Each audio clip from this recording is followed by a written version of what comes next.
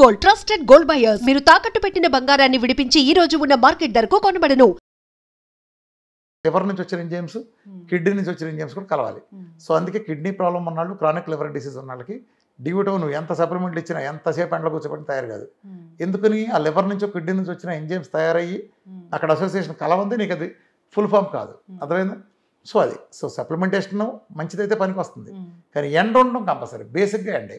So శరీరం తయారు చేసేదాన్ని మనం ఏ రకంగా విటమిన్ అంటాం? శరీరం తయారు చేయకూడదుగా. ఇప్పుడు ఇక్కడ తయారవుతుంది శరీరంలో, ప్రతి ఆర్గానికి ఉపయోగపడుతుంది డి విటమిన్.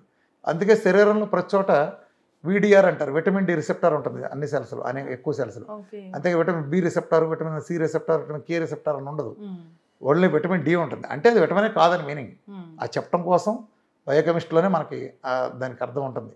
కాకపోతే ఏం చేస్తారంటే వీళ్ళు ఎప్పుడైతే కాదని తెలిసినప్పుడు దిద్దుకోవచ్చు. ఎవడైనా మొదట తప్పు చేయొచ్చు, దాని సిద్ధాంతాలు మారతాయి. భూమి బలపరుపు ఉండదని తర్వాత గుంటలు ఉందని ఒప్పుకున్నారు కదా, అలా మారినట్టు దీన్ని కూడా మార్చచ్చు.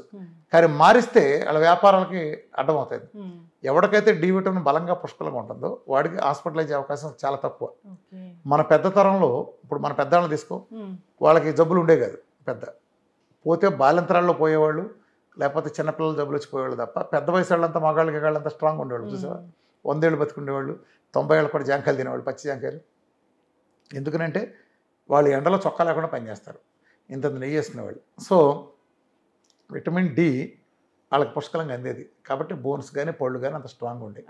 అర్థమైంది? విటమిన్ డి చాలా అవసరం శరీరానికి. ఈ మన శరీరంలో దేని పనికి వస్తుందంటే మన శరీరంలో కాల్షియం అబ్జర్వ్ చేయడానికి ఉపయోగపడుతుంది. అది K2తో కలిపి కాంబినేషన్ చేయాలి. K2తో కలిపి కాంబినేషన్ విటమిన్ D3 తీసుకున్నప్పుడు కాల్షియం తీసుకెళ్ళి మామూలుగా పేగుల్లో కోలాలను పెద్ద పేగుల్లో అది అబ్జర్వ్ అవుతుంది. కాల్షియం తెలుసు కదా, మన బోన్స్ బలంగా ఉండాలంటే ప్రధాన ఆహారం ఏంటి? కాల్షియం. మన పళ్ళు బలంగా ఆరోగ్యంగా ఉండాలంటే ప్రధాన ఆహారం ఏంటి? కాల్షియం. ఈ కాల్షియము ఇప్పుడు వాళ్ళ సమస్య ఏంటంటే కాల్షియం సప్లిమెంట్లు వేసుకుంటారు, కానీ బోన్స్కి అందదు. ఎందుకని? విటమిన్ డిని గుర్తించట్లే వీళ్ళు. ఇప్పుడు నీకు లారీలో సామాన్ ట్రాన్స్పోర్ట్లో లారీ నిండా వచ్చింది అనుకోమ్మా, ఓ లారీ సామాన్ వచ్చింది నీకు. ఇప్పుడు నువ్వు టీవీఎస్ 50 వేసుకెళ్ళావు, నీ ఇంటికి ఎన్ని వస్తాయి సామాన్లు తిరిగి? టీవీఎస్ 50 సరిపడా వస్తాయి, లారీ రావు. అట్లానే కాల్షియం 100 యూనిట్లు ఉందనుకో, 5 యూనిట్లు అబ్జర్వ్ చేయడం డి విటమిన్ నీ దగ్గర ఉందనుకో, కాల్షియం నీ బాడీ ఎంత తీసుకుంటుంది? 5 యూనిట్లు తీసుకుంటుంది.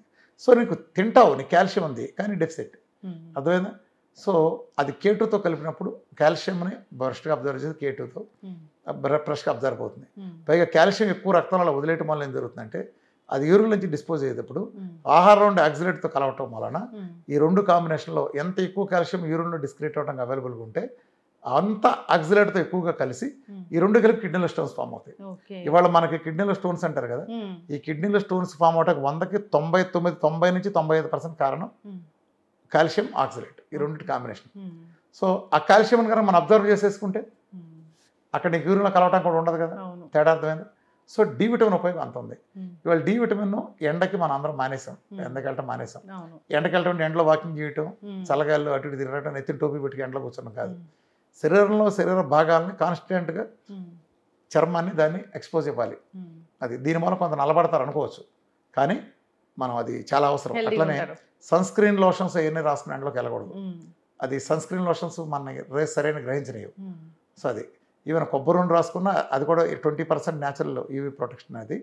సో ఎప్పుడైతే వీటన్నిటికంటే బెస్ట్ది ఏంటంటే డి విటమిన్ రావడానికి D3 K2 కాంబినేషన్ ఉండాలి. కాల్షియం చక్కటి ఆహారం ద్వారా అందే విధంగా ఉండాలి. కాల్షియం ఎప్పుడు కూడా సప్లిమెంటేషన్ కంటే న్యాచురల్ సోర్స్ ద్వారా ఆహారం. మన VRK డైట్ అద్భుతంగా పనికొస్తుంది. మన VRK డైట్లో మీరు చూడండి కొన్ని వేల టెస్ట్ మనం చూపించగలం. 7-8 ఉండేది ఒక నెలలో 150-110 100 దాటిని దాటాల్సిందే.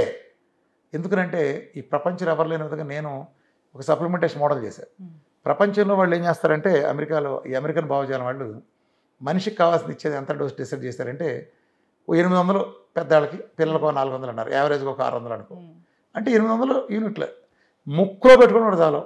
ఒక పెద్ద ఏనుగుని తీసుకొచ్చి ఒక కందిపప్పు గింజ పెట్టి రోజంతా ఇది ఆహారం పండగ చేసుకున్నట్టు ఉంటుంది. ఏనుగు కందిపప్పు గింజ సరిపోద్ది రోజంతా ఆహారానికి. వీడిచ్చే డి విటమిన్ అంతే. ఈ అమెరికా మందుల కంపెనీ వాళ్ళు చేసే కుంభకోణాల్లో అతిపెద్ద కుంభకోణం డి విటమిన్. ఎందుకు డి విటమిన్?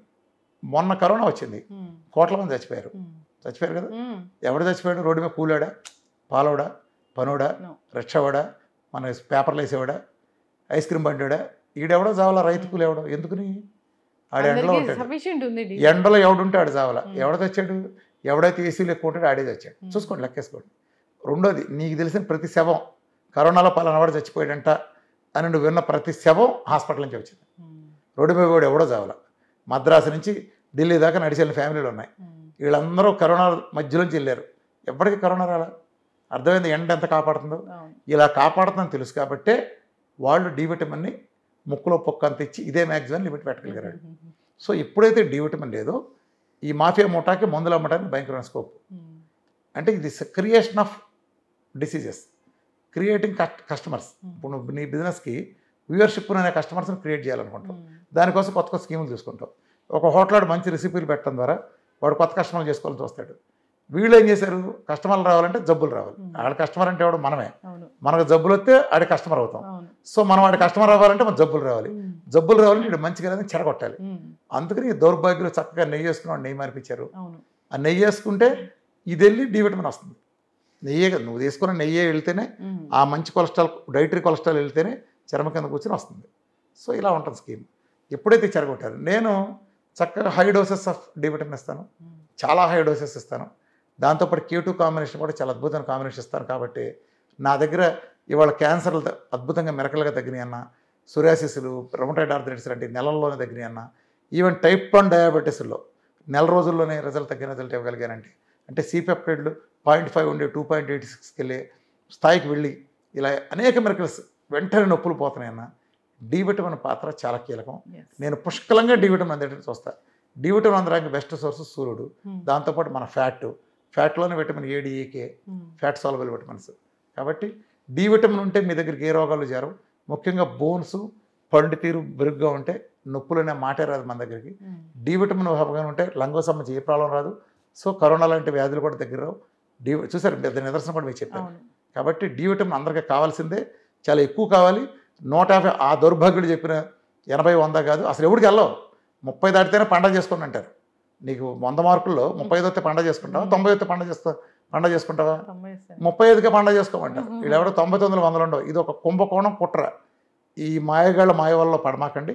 మీకు డి విటమిన్ పుష్కలంగా ఉండాలంటే 150, 200 ఉన్నాడికి అద్భుతంగా ఉంటుంది. టాక్సిన్ అన్నమాట, అబద్ధం. అది తెల్లతోలోడికి టాక్సిన్ కానీ మనకు టాక్సిన్ కాదు. సో ప్రతి ఒక్కడికి డి విటమిన్ ఆడ మగ లేదు. ఎండలో కూర్చోండి. ఈ ఆడొక్కడే మన దేవుడు సూర్యుడు. అడిగే దండం పెట్టుకుంటారు, కూర్చుంటారు. సూర్య నమస్కారాలు అందులో పెట్టింది. నమస్కారాలు ఇంట్లో చేస్తే ఫలితం రాదు, సూర్యుడిలో చేస్తేనే ఆసనాలు ఫలితం వస్తాయి. అర్థమైందా? సో ఇలాంటిది సూర్యుడు అవసరం అంత ఉంది. ఖచ్చితంగా సార్, చాలా చక్కటి ఇన్ఫర్మేషన్ అండి. డి విటమిన్ అంటే అది విటమిన్ కదా, అది ఒక హార్మోన్, అది శరీరం తయారు చేసుకుంటుంది. ఖచ్చితంగా అందరూ సూర్యరశ్మికి ఎక్స్పోజ్ అవ్వాల్సిందే. పర్టికులర్గా మీరు చెప్పిన టైంలో నెయ్యి బాగా తినాల్సిందే. సో డి విటమిన్ డెఫిషియన్సీ ఉన్న వాళ్ళు ఈ కాల్షియంతో పాటు తీసుకుంటే కనుక ఖచ్చితంగా అబ్జార్ప్షన్ అనేది ఉంటుంది. చాలా చక్కటి ఇన్ఫర్మేషన్ అండి. ధన్యవాదాలు. And for more videos, please subscribe to iDream. Please subscribe to iDream. Please subscribe iDream. And please subscribe to iDream. For more videos, subscribe to iDream. please like, share and subscribe to the channel. Congratulations, iDream. Subscribe to iDream. Subscribe to iDream. So subscribe to iDream Media. iDream ki iDream team andarki huge congratulations. Please subscribe iDream Media. Please subscribe to iDream. Subscribe iDream. Please subscribe to iDream. iDream అంటే నా కళల channel subscribe చేసుకున్న నోరు తిరుగుతలేదు, మీరైతే గంట గుర్తు కొట్టండి. For more such videos, please subscribe to iDream. Subscribe to iDream. Please subscribe to iDream. Please subscribe iDream Media. Please do subscribe to iDream. Please subscribe to iDream Media. For best entertainment and information, please subscribe iDream. And don't forget to subscribe to iDream.